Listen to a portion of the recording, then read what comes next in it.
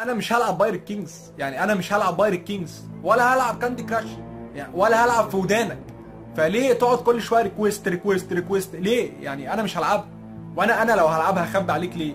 ما اكيد انت اخويا وصاحبي وتتمنى لي الخير. يعني اول ما اجي العبها مثلا او متصل بيك اقول لك يا صاحبي انا هلعب بايرت كينجز، عايزك تدعي لي كده وتخلي والدتك تدعي لي ان شاء الله ربنا يوفقني، يعني مش هلعبها. صح ولا ايه يا معلم حسن؟ صح. ان انت مثلا ترضى انا اقعد اخبط اخبط اخبط اخبط وانت مش عايز تفتح لي، سويت لنا عشتنا.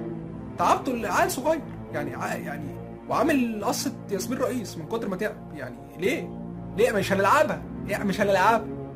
عارف انت بلوك، انت جسدك بلوك والله. عايز حاجه قبل ما نقفل؟ لا خلاص. مش عايز توجه رساله؟